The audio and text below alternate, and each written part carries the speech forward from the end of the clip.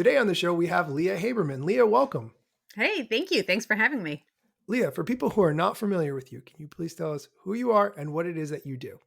Yes, so briefly, I write a newsletter called In Case You Missed It, or ICYMI, that recaps social and influencer marketing headlines every Friday and adds a little bit of my perspective as both having been on the media and the marketing side for all of my career, mostly working in house at brands, but I've also worked for creators and helping them run marketing for their businesses. So I'm a little bit all over the place. I think like both sides of the fence, from editorial, organic social to marketing, done a little bit of paid event production. So yeah, but I put out this newsletter. I teach at UCLA and I consult with a bunch of brands. I love that all. I'm very familiar with you because I've been reading your newsletter for some time. I think you've really broken quite a few things over the past, I'll say, year or so into the media in terms of either getting the scoop or uncovering it first, what have you. Can you talk a little bit about that? And I'm sorry for not remembering exactly what it is that you broke, but I remember them being big scoops at the time. Sure, yeah. So scoops are hard to come by. I Oh, think the best scoop that I had was when a creator who got a kind of a pitch from Meta about Threads shared that pitch with me. It was top secret. Nobody had seen it yet. There were rumblings of a new app coming out from Meta, but nobody had seen it. So I got the first screenshot of what that was going to look like and kind of the official pitch that Meta went out to big publishers, creators that they wanted to make sure were onboarded on Threads right from the get go. So that was probably the biggest scoop that I ever got. And I think having it come from a creator was even more valuable. I think it wasn't packaged in Meta pitching it like their comms team or PR or whatever. So it was very much from the creator's perspective of like, hey, look, I got this news from Meta and here's a screenshot. And yeah, so it was really interesting. I think I gained like 1,000 followers overnight on that, did interviews, network TV, and all kinds of different outlets. So that one was super exciting. A lot of the other scoops I get are things that maybe the platform will let me know at this point. All of the platforms will occasionally let me know like a week in advance, hey, heads up, this is coming out next week. You can't talk about it until whatever right. day at whatever time, but just giving notice that this is kind of coming down the pipeline. Those are cool because I appreciate those as well, but it is, you've got to turn it around really fast. Sometimes they give you like a couple of minutes notice, sometimes they give you a day's notice, sometimes they give you a week's notice. Those are really great because I can pre-write the newsletter. But I think the first time one of the platforms gave me advance notice, I was so nervous about sending it out before they give you an embargoed time. So, like, you cannot release this news until 6 a.m., 7 a.m., whatever it is. And I was so nervous that I couldn't schedule the newsletter because I thought, what if it goes out early and this network, this platform is pissed at me and I never get an exclusive again? So I got up at like 5 o'clock in the morning, had everything ready to go, and just waited to like push that button to send. But it all worked out, and like there haven't been any disasters yet.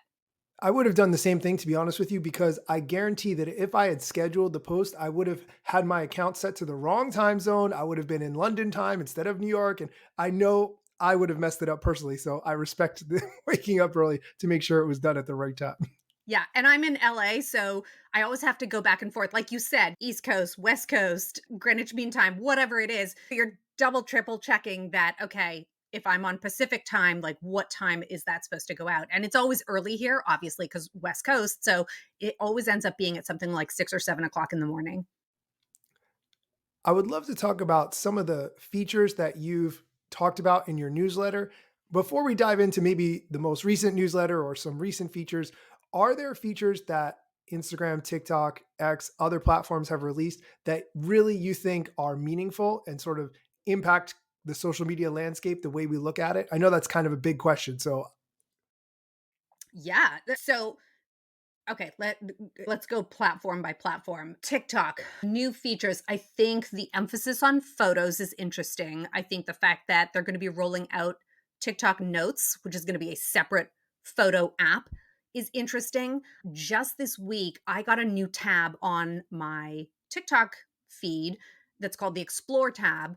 I did some digging around, and it turns out that everything that's on the Explore tab is a photo carousel. So, again, this kind of emphasizes TikTok wanting to move beyond just video to also an emphasis on photos. That I think is really interesting in them trying to reposition themselves as like it's not just a video app, it's not just a shopping app, it's not just a photo app. It's all things to all. They want to be all things to all people. So I think that's interesting. Wait, can I just pause Um, you for 1 second? I yeah. agree with you that that is interesting because Instagram has gone so far away from photos in terms of you have to make reels, you have to do video. And for people who just want to be photographers and just share those moments with photos, it feels like you are on the far back burner in Instagram's world. So for TikTok to kind of take that and amplify that, I think is a very interesting play and positioning in comparison to the way Instagram is moving toward video. Sorry, please continue. Oh, no, absolutely. Every time one of them does something, you certainly have to compare and contrast with what the other platform's doing. So let's skip to Instagram and look at how they're going to be changing the recommendation ranking for Reels. That's news that came out earlier this week. So previously, larger creators tended to benefit from the size of their audience for their reels getting visibility, and then those reels making it into the recommendation sections. So that's in feed, reels feed, and the explore page on Instagram. Now, Instagram is saying, we are going to allow smaller creators to break through. We are going to surface their content in all of these recommendation areas so they get more of a chance, more exposure to their reels, more of a chance to grow. And they also talked about how they're going to try and deprioritize aggregators who not necessarily accounts, like if you think about food accounts, sports accounts, things that are meaningfully transforming content, whether they're doing a green screen or they're talking about somebody else's content, they're attributing the content back to the original creator. So those people aren't going to get hurt, but people that are ripping off other people's reels will be deprioritized. So the interesting thing there is I think Instagram is looking at if there is a TikTok ban, if for some reason TikTok disappears, making, or even if it doesn't disappear, I think they're trying to make Instagram more welcoming to somebody that might have been on TikTok and thought, oh, it's going to be really hard for me to grow on Instagram. Platform's so much more established. There's so many bigger creators there that have been there for years. They have these really large established audiences. I think in kind of I don't know, waving like a white flag and saying, "Hey, come on over to Instagram. If you're just getting started or a smaller creator, you don't have a huge audience, it's okay. We're going to help your reels surface to more people." I thought that was really interesting, and it's hard to look at it without thinking about TikTok and what that impact might be and how they're going to try and lure over some TikTokers who might previously have thought it is too hard to grow on Instagram. And Instagram is saying, no, it's not. Come on over. Like, this is a good place to be if you're a small creator. I think I'm so glad you brought that up. I think it's fascinating for a couple of reasons, but I see a lot of people saying reaches down. And every time Adam Mosseri talks and he makes a video, the question is always reaches down. What can I do? And I realized recently there's two things that people are saying when they say reaches down. Either they can't reach their own followers, people who have tried to follow them who aren't seeing their posts, or they want to be amplified in the algorithm and they used to be, or they're not getting as much amplification in the algorithm to non-followers as they want. And I think Adam's videos are often geared toward the first type, but this announcement is geared toward the second type, the people who want to be seen by people who don't follow them.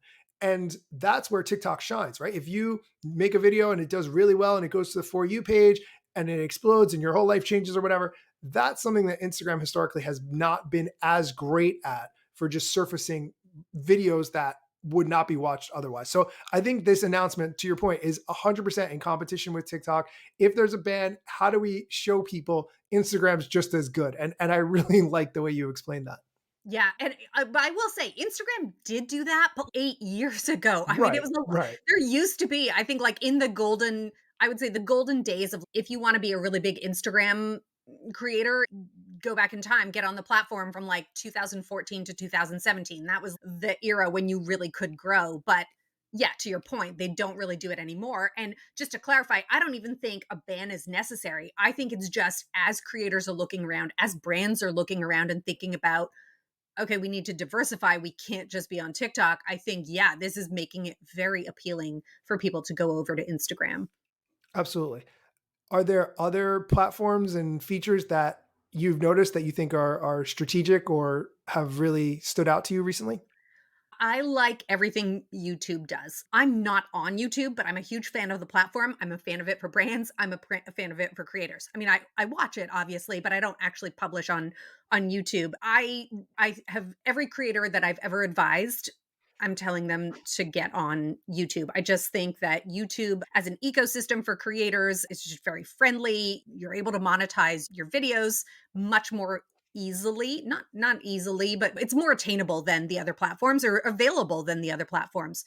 I thought it was interesting that they had an emphasis on living room viewing this year. That was part of Neil Mohan's like 2024 priorities, is like talking about, okay, people are watching YouTube not just on their mobile devices, but also on their TVs in the living room. So think about how you're programming for that.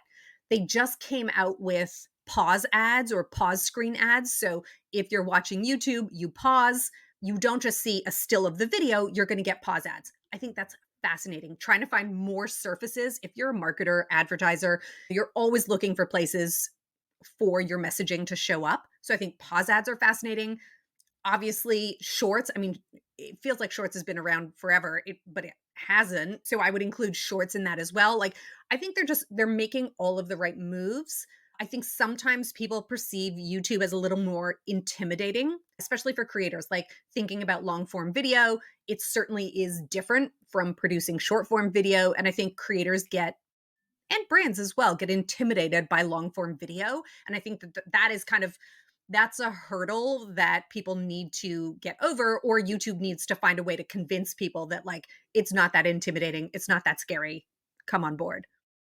I agree. That's a really good point. You said a lot of things there, and I'm trying to make a mental list. So, first, I'm glad you brought up about the living room experience because that's personally how I watch YouTube. If it's a short video, I'll watch on my phone, but more than 5 minutes, I prefer that kind of lean back experience. And to have it on the big screen is exactly how I think some of these videos, whether it's a late night show host, what do you call it? Late night TV show that you watch a longer clip of on YouTube. But one of the things, and I think you covered this in your newsletter as well, is how much revenue Instagram earns from ads and how much of that ends up in creators' pockets versus how much revenue YouTube gets and how they do a much better split of that revenue with creators, which I think is obviously there's barriers to entry and so forth. But I think that speaks to the long term thought process that the YouTube team is putting into hey, if we give to the community, they're going to keep making that content. I think that is such a smart play looking at this from a long term perspective. I 100% agree, and I can't give you the exact numbers. I know what you're talking about, and it was in my newsletter. Some news came out that Instagram earns more money than YouTube in advertising, but they don't pay the creators it remotely the same way. I think YouTube was smart in, like you said, being very loyal to creators, helping pay creators. They're also thinking about living rooms. So they're thinking about like how is a more polished, produced product going to show up in the living room experience. That also makes it welcoming for not only creators, but brands like Bravo. I know the late night show, they all have outtakes that they put exclusively on YouTube. So it's like YouTube has been very, very smart about making itself a welcoming place for a lot of different publishers, whether that's creators, whether that's media, whether that's like a traditional network or studio, for example. The music, they've always been very good about the deals that they make with musicians and licensing music and the music that you're allowed to use on YouTube. I think they've been really, really good at appealing to a lot of different content publishers. And so, yeah, I'm team YouTube.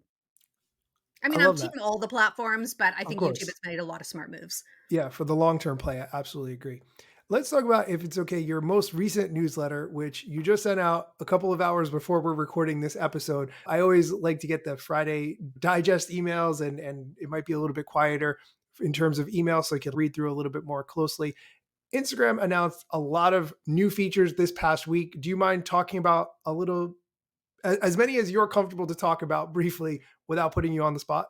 Yeah. So one of the splashier announcement was they partnered with Dua Lipa to release a new story sticker called Add Yours Music. So we've had the Okay. Add Yours, and this one specifically, they partnered with Dua Lipa to have her release it because she has a new album coming out. I think Are that you a Dua Lipa fan? I like her. I'm not like a diehard stan, but I do like her music. But I do think it is smart because artists have so much visibility, and it's really interesting how Instagram has decided to use creators and artists to drop these product announcements, do product marketing, but through their accounts. So it's not just partnering with an influencer or hiring an influencer to amplify your message. It's thinking about, we are going to have this person, this trusted voice, make the announcement for us. And I think that that's something that I've kind of been watching. They did that at Coachella. They Mm. released the Frames sticker Yes, at yes. Coachella through a Cake Pop band and had them release it first. And then Instagram follows up a couple of hours later with the official announcement. I thought that was smart. I I'm so thought, glad you brought that one up too, because so I was at Coachella, I was there that weekend. I did not realize I track this for my podcast, new Instagram. I didn't even know about it. That was such a creative way to release this story sticker, and they tied it in like a Polaroid where you had to shake it, and like very creative. I respect the efforts that they're going through. But you and your newsletter outlined sort of the strategy behind that and why this is so important. And I think that is the key component. They're not just doing it just to release new features with these tie-ins and famous people using the feature. And these are the ones. Can you mention about Billie Eilish as well? Because I think that is a fascinating example. yeah, I mean, I think it adds more credibility and authority when you have these other voices. It's basically passing the mic to somebody that people actually want to hear from versus your corporate announcement.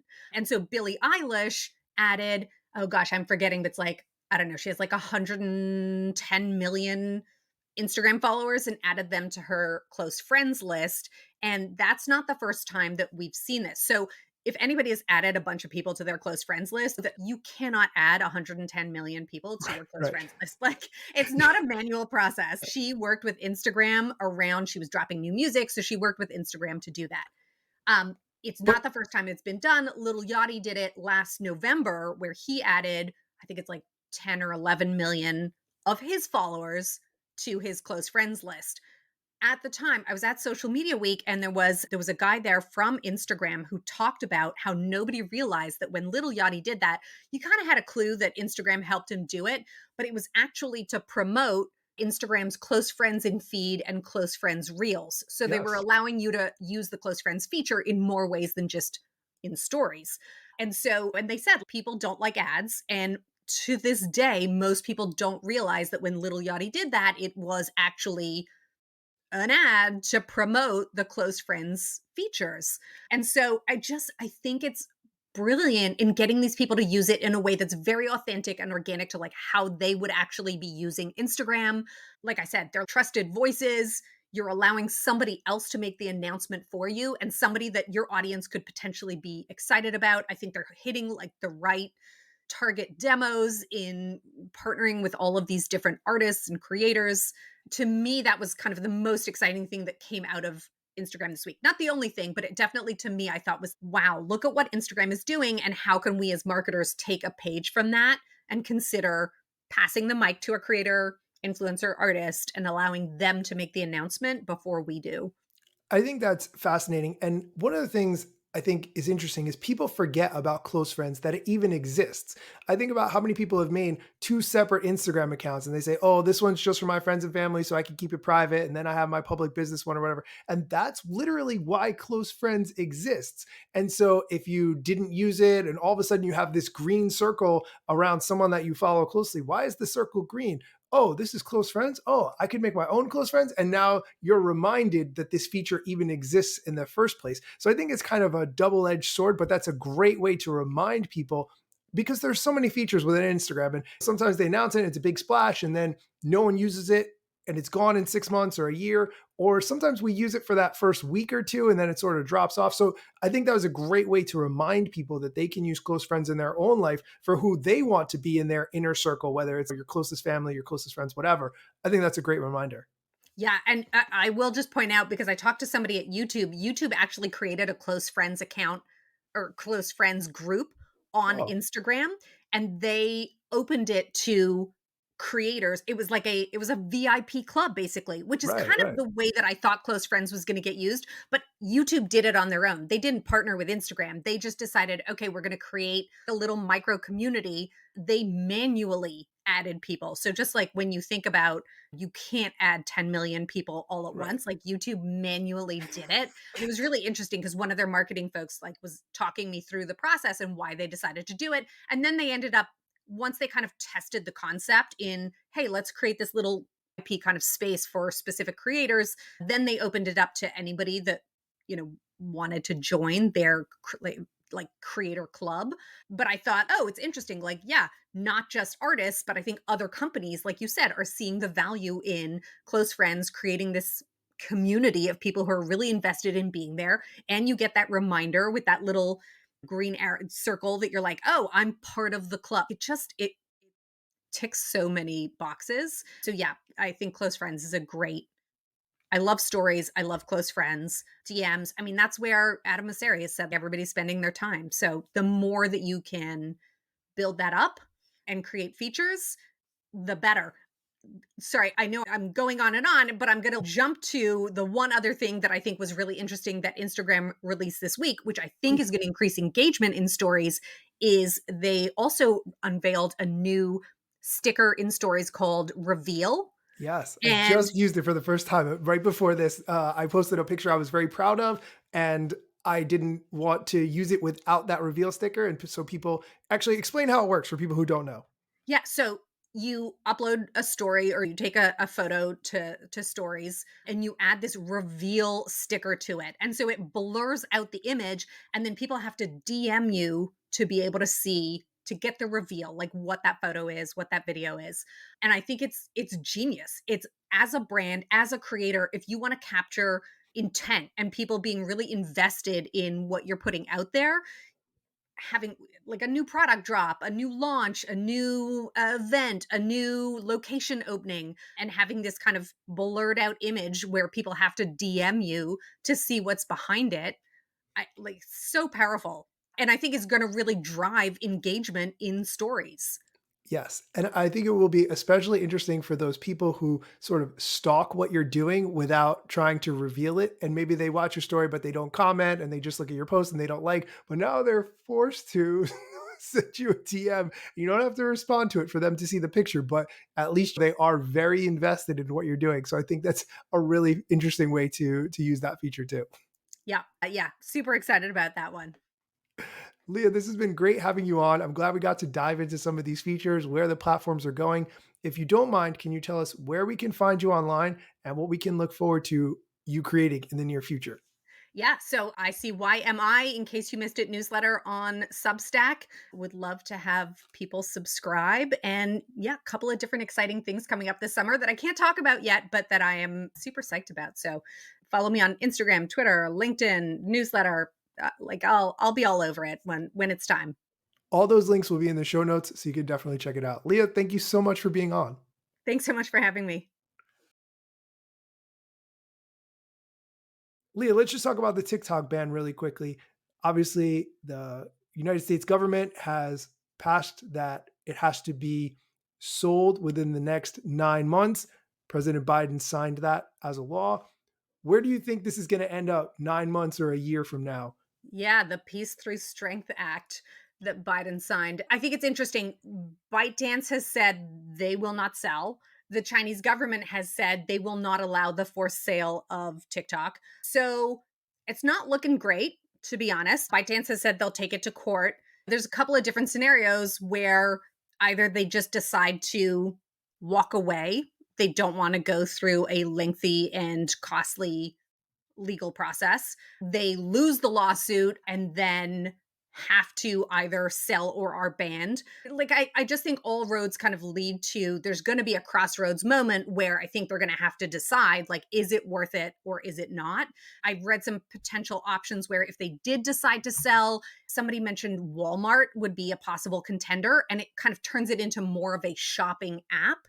Or they leave. And I think at this point, most creators and brands have diversified beyond TikTok. So I think a lot of people that were creators on TikTok or brands on TikTok that had any sort of success then tried to transfer that to Instagram Reels, to YouTube Shorts, to Snapchat, to A Pinterest, newsletter, a podcast, something. exactly all of these other platforms. So I think most brands and creators are going to be okay. And I hope would, if TikTok does disappear, they kind of bring the energy that TikTok had. Cause I think there is something really great about the type of content that is on TikTok. It's very raw, it's real, it's funny. It's very spontaneous and candid. It's very FaceTimey, like very personable and relatable. So I would hope that that energy would transfer to the other platforms if ultimately TikTok disappears.